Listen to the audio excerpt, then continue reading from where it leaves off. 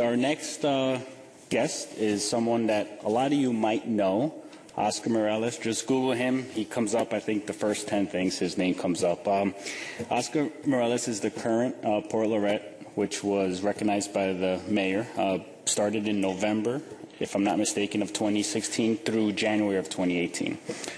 Before he comes up, I'm just going to read a brief bio of Oscar. Oscar has been the executive director for the Omega School for over 22 years. In 2016, Oscar Mireles recognized by In Business magazine as one of the 15 most influential people in Dane County. Selected to the M list by Madison magazine and acknowledged by Madison365.com as one of the 48 most influential Latinos in Wisconsin. He is the chair of the Latino Consortium for Action, a coalition of Latino organizations and associations in Dane County. He serves on the board of directors for the One City Learning Center, Madison Museum for Contemporary Arts, the UW Madison Friends of the Library, and the Boys and Girls Club of Dane County. He is also the Poet Laureate for the City of Madison, 2016 through 2018. Oscar Mireles earned a BS degree in sociology from UW Oshkosh. He is also a four-year mentor to our Rotary Scholars who will be graduating from UW-Madison in 2017, as well as a big brother for 3 years to a 7th grade Madison school student named Fabian. In addition to that, Oscar also wrote a book called I Didn't Know There Were Latinos in Wisconsin, so if you have a chance to get it, it's a really interesting read, and it has some of his poetry in there too as well. So I would like to welcome to the stage Oscar Mireles.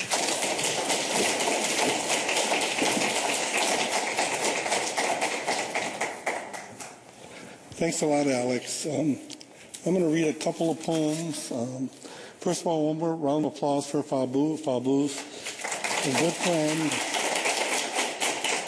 and an amazing poet. This first poem, I need to share. I had 11 brothers and sisters. How many people here had 11 brothers and sisters? Raise your hands. Oh, that's good. So after raising 11 children, my mother decided to go to work. And this poem is called, My Mother is a Social Worker Who Works in a Hospital. My mother is a social worker who works in a hospital. She makes daily visits, checks her charts, shares small talk with the patients as she brightens up their rooms. My mother is a social worker who works in a hospital.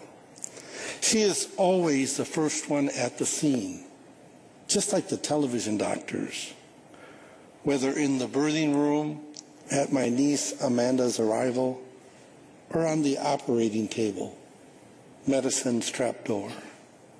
My mother is a social worker who works in a hospital. My mother translates for the Spanish patients, especially after surgery. She touches their fear with words that can heal.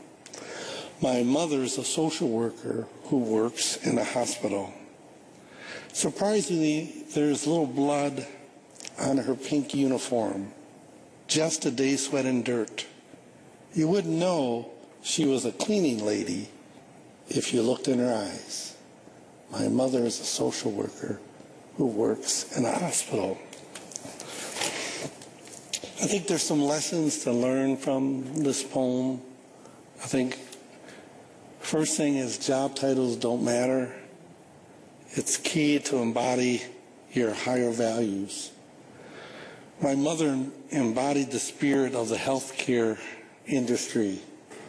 There's a quote that says, "The art of medicine consists of amusing the patient while nature cures a disease." And that's by Voltaire. My mother also taught me to dream big and always do your best. My parents always told me to do their best. While it took me a little while to figure that all out, once I did, I've carried that mantra ever since. The third thing is each of us has dreams.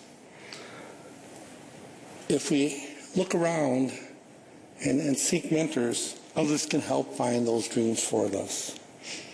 People are very different. Leaders figure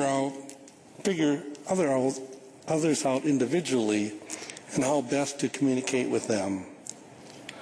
Finally, at my mother's funeral, I read a short piece honoring her memory, and someone from the crowd came up and said, I just wanted to share with you that 6 months ago, I was in the hospital, and the hospital is one of the most loneliest places to be. Friends and family, they want to come, but they don't show up. And she said, your mother came in and she was cleaning and all of a sudden asked me how I was doing. And I looked up and, said, I'm doing okay. And she asked me about, my kids and my grandkids. And she said, after about 15 minutes, I forgot where I was. I forgot I was in the hospital. And the healing began. And she said I wrote her up for Employee of the Month, and I saw in the paper that she passed away, and I felt I needed to be here at her funeral.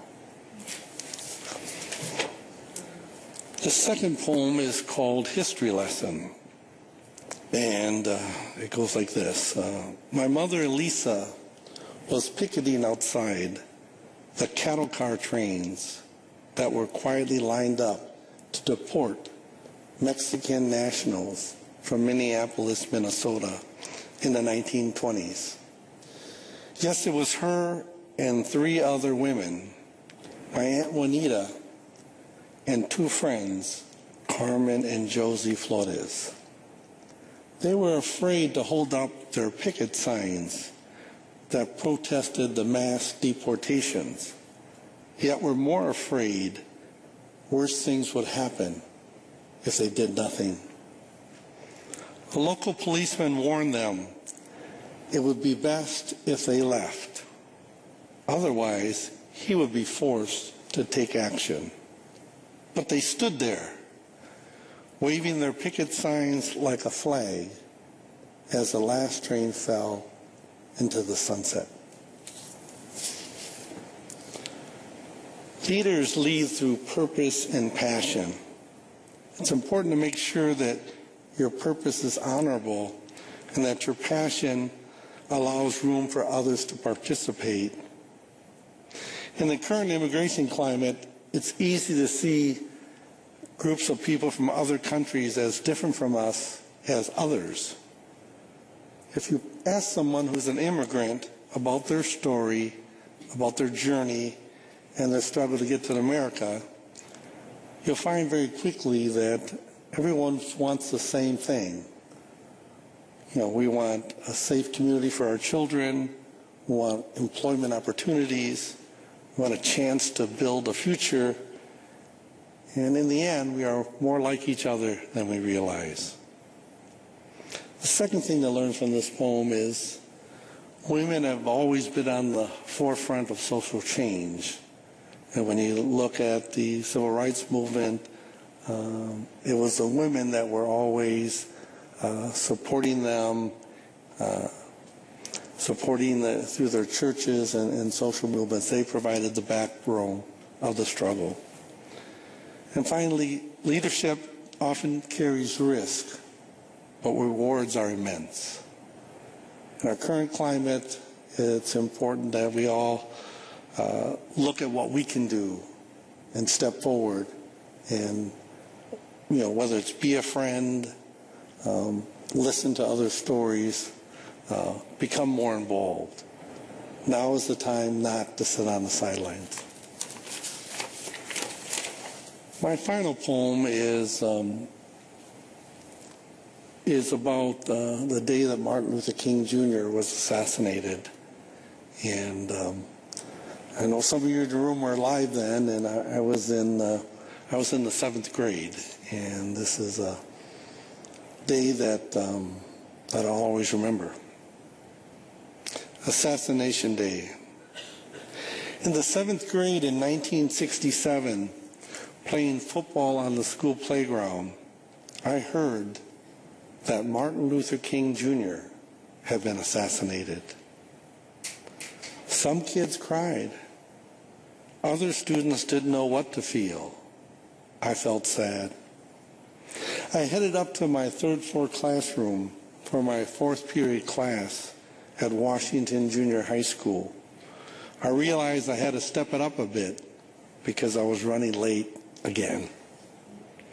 As I turned the corner and shot up the final set of stairs, I saw an unfamiliar dark face standing at the top of that stairwell with his eyes swinging as wildly as both his arms, screaming and hitting people as they walked up those steps. I was about to turn around when I realized that I did not have enough time to go through the second floor detour. I continued to march up those 13 steps. I could see some students begin to shift their whole bodies to the right, leading with their left shoulder as if to provide a target for the attacker to aim for besides their face. Other students decided to take the hit head on, directly in the middle of their chest, as if hit by the thick force of water from a fire hydrant. I could hear him screaming, "They killed him! You killed him! They killed him!" As I took another cautious step forward, I snuck a quick peek at his face. I knew everyone in the school, and I confirmed to myself that he was not a student. But before my eyes left his face, I made a startling discovery. I saw a tear appear on his cheek. He was crying. He was crying, but he kept punching and swinging.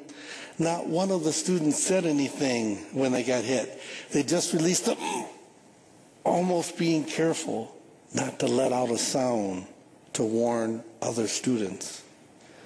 And their students held in their tears too, clutched in between, clenched pair of fists, hands into fingers. At this point I realized this person who had terrorized our school, armed only with his lightning-fast fist, was crying, screaming, and hitting the world around him in a whirlwind of emotion that was raining upon all those students in that stairwell. And I was next up for the unending onslaught of violence. And as he cocked his arm for the more than 100th time, I wrestled the urge to capture my balance as soon as I could. An angelic voice from the other side of the stairwell said, hey man, that's Oscar. He's cool. He's okay." And the man-child quickly stepped aside and let me pass. And as I headed down that hallway with a sigh of relief draped across my face, I realized it wasn't that simple, and have wished every day since that I would have had the courage to speak up for the dreams Martin Luther King Jr. stood for, even if it meant falling down over my words in that stairwell. Thank you.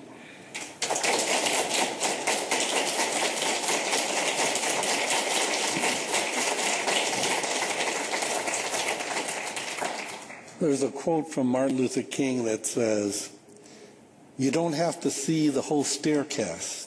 You don't have to see the whole staircase. Just take the first step." Self-awareness and self-reflection are keys to learning. This poem is about living up to the values when it is difficult to do so. And in junior high school, I was the 85-pound city wrestling champ.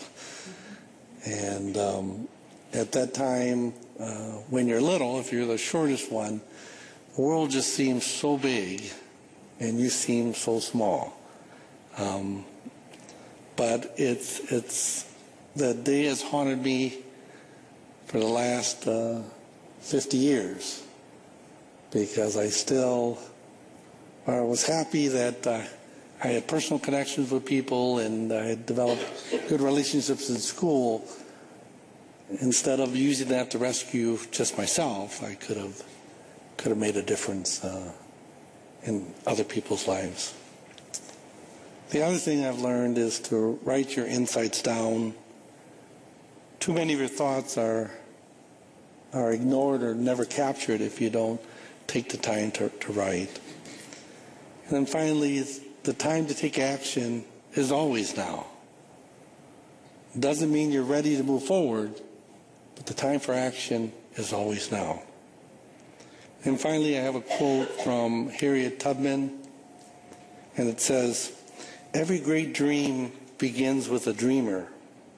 Always remember, you have within you the strength, the patience, and the passion to reach for the stars, to change the world." Thank you.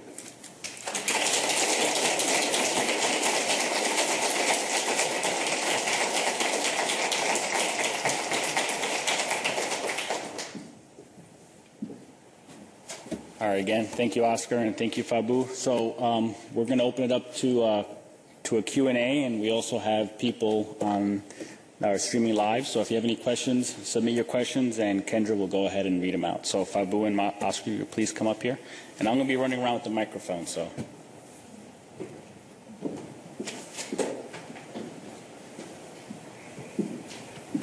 So who's up first?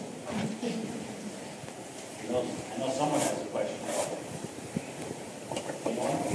There it is. The first brave one. Yeah. I would just like to know from both of you how you got your start and what was your passion for doing what you do. Thank you. So I actually wrote about it in a poem called From a Little Brown Girl. So as I mentioned, my father was in the Army, and he was being sent to Vietnam. So my parents had to decide where we should be. And they took me, well, we all went to Memphis, Tennessee in 1968. And as Oscar had said in his poem, I arrived in Memphis just in time for Dr. Martin Luther King to be assassinated and to be a part of that whole whirlwind in the city. So I was just a little girl trying to grow up, trying to fit in my own body. And around me, my father was being sent to a war. My mother was marching with Dr. King. So she marched with him in Memphis. And the city was just really in a turmoil. And so I started writing. I just had to make sense of everything. I just had to figure it out. And I think you said that, Oscar. When you take all your feelings and you put it on a page, I find poetry especially to be so healing, because you look at that and say, this is what I think, this is how I feel. And it takes it from inside out, and you're better able to manage it and cope with it and to honor it and to respect it. So that is actually literally how I started writing. It was in 1968. I was also a little girl, but I was old enough to see what was happening and to feel it on a very personal level. For me, having 11 brothers and sisters and I was eighth in the lineup, you're always trying to find your voice. You're always trying to create voice, because there's a 10-year difference between my older brother and I, so pretty much my mom was pregnant for almost eight years.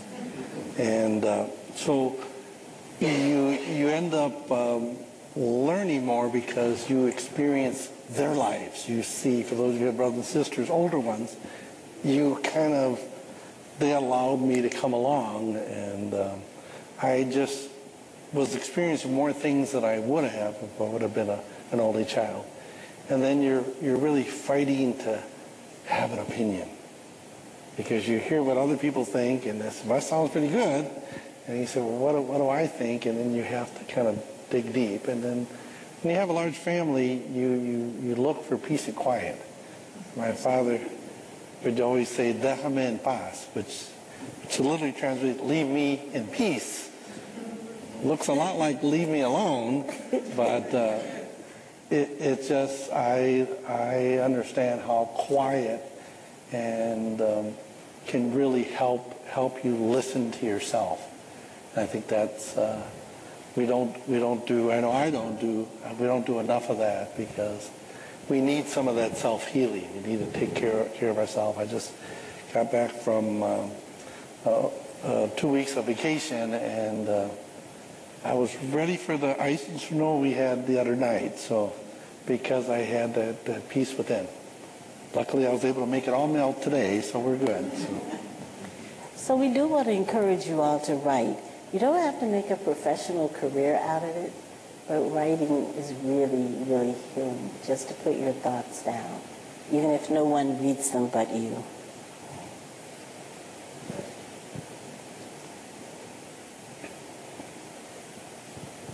Hello, thank you both. I just had a question. One of the things I suffer with is information overload. It's like I got information pouring out of my ears. So how do you, when you think of the things that you want to write, do you have any tips of how you can just calm your soul long enough to put it down on paper when you write?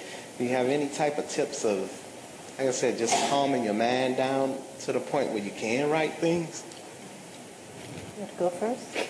Yeah, I write on my phone, and what I've learned, because even I was struggling with that, when I was away, it's the little stories. It's the little instances or incidents that really, even though it's about me one day in junior high school, you know, just that day and the thing that happened that day, it really, as I started writing it, a whole bunch of other things came into play. So I think the more specific you can be. Now, I write in the morning, so I get up very early, close to 5 o'clock, and then I don't look at email, I don't look at Facebook. Well, maybe I did fall asleep. I wanted to see if Denzel won. That was the only thing. You have to find that time that works for you. So for me, it's quiet in the morning. I give myself time to breathe. Usually I'm thinking about something that I want to write about. And then once I start, that kind of comes down. And then as I'm writing, other things, other parts of my life kind of come together, because I was actually thinking about something before, and then it all kinds of, and then finally the big piece is don't edit yourself. So just kind of whatever it is, don't kind of focus on the words, just focus on the whole idea and just get it all out. You can always go back and edit and restructure and throw things out, but you want to, at least for me, what works is letting it all out. That's actually absolutely true. I was saying to someone else, if I don't write, I don't feel well in the world. So writing is absolutely my form of expression and connection to people. And having said that, it does require silence. And so the challenge for all of us in a highly technological world is how do we make room for quiet and for silence? Because lots of wonderful things come to you in the silence. And so I do small things like, when I'm sometimes sitting in the doctor's office, I'll pick up a magazine. So now I put the magazine down. I don't always have to be absorbing information. And I did practical things. Like I took myself off of TV for 1 whole year. It was an amazing time of creativity because I just was noticing that TV was becoming I used to say to my mom, when you walk in the door, why do you turn the TV on, Mom? It's like a friend. It's like your noise. Or I would say to my brother, why do you leave the TV on when you're sleeping? You're continuously being bombarded. So it's a respect for silence. It's scheduling it in, saying this is important to me. We all have a story to tell. There might be something that's really critical for you to leave your family members. Notice we had poetry about family. There's nothing so beautiful as having a poem up in a school and seeing children like, whoa, that's about me. Or how it honors people when you write about them or tell a story or share family history. So it is important in all of its various forms. Writing is very important. So because it's important, make time for it. Say, I have to do this. I just have to do it. We have a question online, and it says, this year we lost a poetry icon with Maya Angelou's passing. Who inspired you as a poet? So for both of you. So we actually lost very many wonderful poets because Amiri Baraka died, and it wasn't a big splash at all. And as they're saying, Maya Angelou died. And, you know, she didn't just write poetry, she wrote all these biographies. And so that was such a glimpse into her life that I really respect and honor. So I had many people that influenced me. One is Sonia Sanchez, and I love her writing because she puts sound into her writing.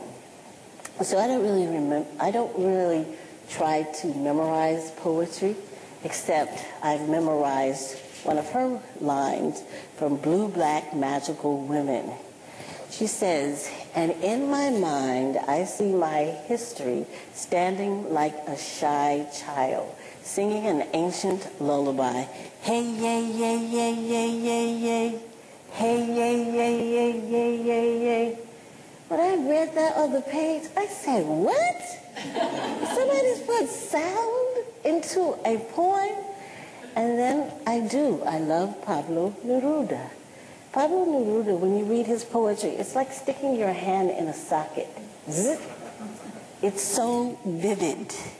It's so, the colors. And if you really want to read love poetry, read Pablo Neruda. And there are many more, but those are just two. For me, it was, I read, one of my first books I read was Lawrence Ferlinghetti, A Coney Island of the Mind. And it just described life in San Francisco in the late 60s. And it was just magical how he was able to bring such wild, vivid images and lay them next to each other, and it just worked.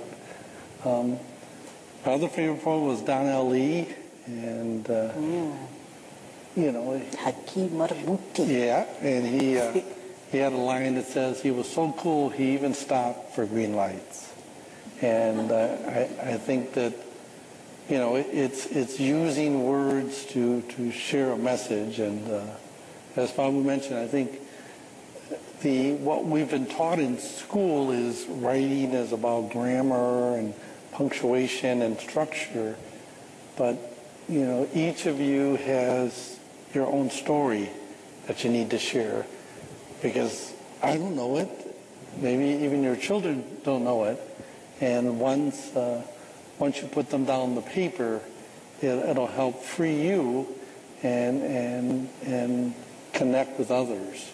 Because people ask, well, you know, when I write my words, I throw them out there and you filter them through your experiences. And that's where the connection is. It's my words and your emotions, and that's where the connection is. But you have to be fearless, and when you throw the words out there, it's sort of scary at times because you just don't know how people are going to receive them, but if you practice well enough, it'll stick. So I wanted to say one more thing about that, because I really love working with poetry and children. And I noticed that even in the first grade, they're so concerned about the structure. and the form. And as Oscar is saying, I call it free-flowing writing. You just write. If you write, you just empty out. You do that first because that's the pure creativity. And that is what is so precious. You can always go back and spell it right. You can always go back and fit it into a form. You can always go back and say, oh, I'd like this to be a narrative form versus this kind of haiku or whatever. But creativity is very precious. It's something that every human being has. It comes out or it's expressed in different ways. But it's certainly something that you really want to protect and you want to hold very, very dear. We have time for one more question. Okay. All right. Well, with that,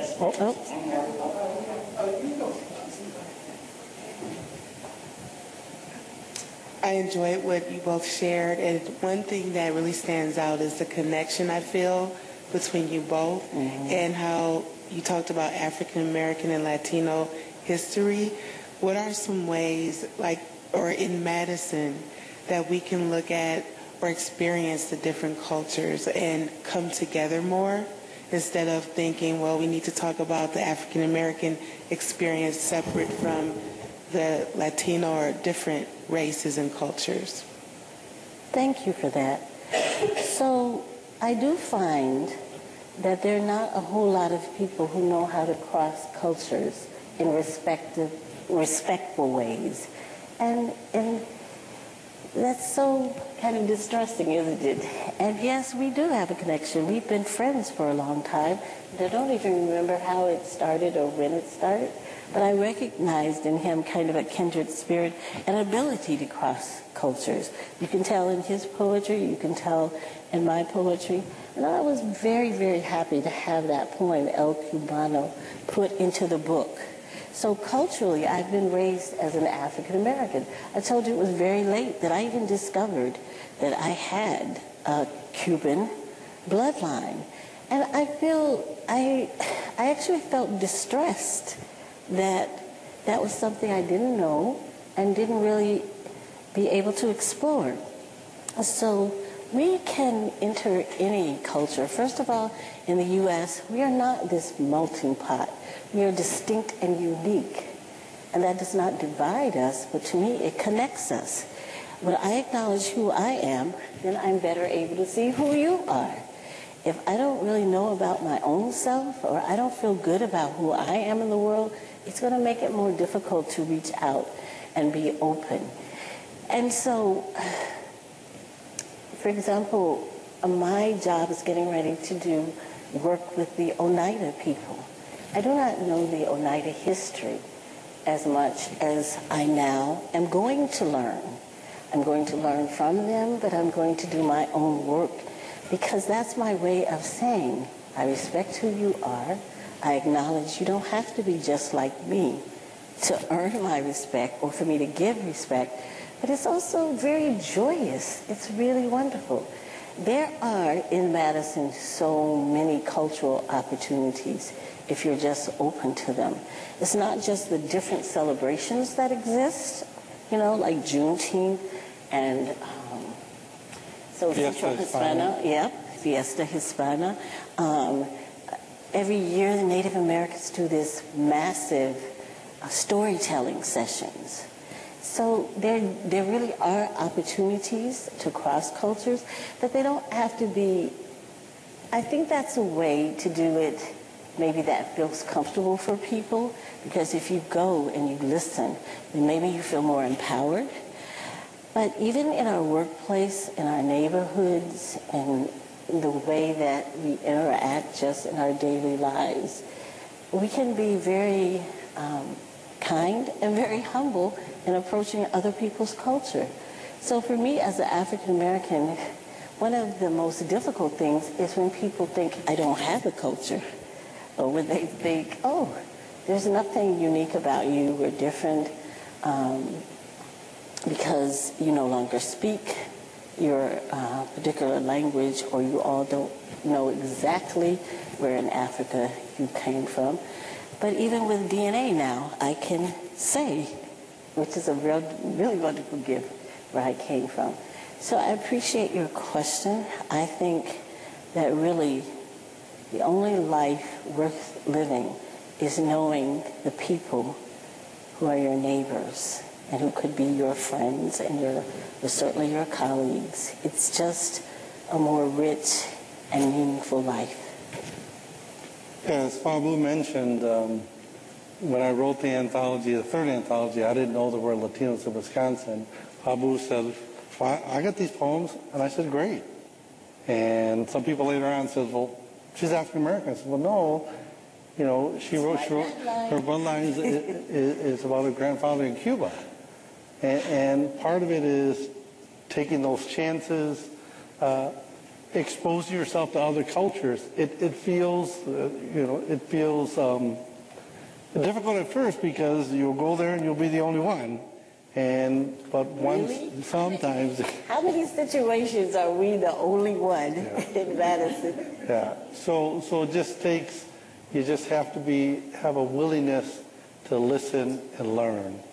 And we have a lot more in common than what separates us. And as soon as I met Fabu, she was a friend. And so she's thrown me opportunities to perform when she couldn't do it. And when Alex and the team asked me who else, I said, well, Fabu would be fabulous. Thank you. Muchísimas gracias. Thank you. I appreciate your time. So thank you both, Oscar and Fabu, for sharing your time and your talents with us to celebrate Black History Month. But as your comments suggested, so no culture does it all alone, and learning more about each other is how we pay honor to our own. So thank you again for your time. So those of you that didn't get a chance to ask Fabu your question or Oscar your question, they will be hanging out and going to lunch with us. And those of you that joined us online with the webcast, thank you. I appreciate it. Oscar? Your name is Alex. Alex. Alejandro. It's a nice name. Oh, there's coffee, and thank you for the reminder. There's coffee and cookies outside. So for those of you that have joined us in person, we invite you to join us outside. So have a good afternoon, everyone.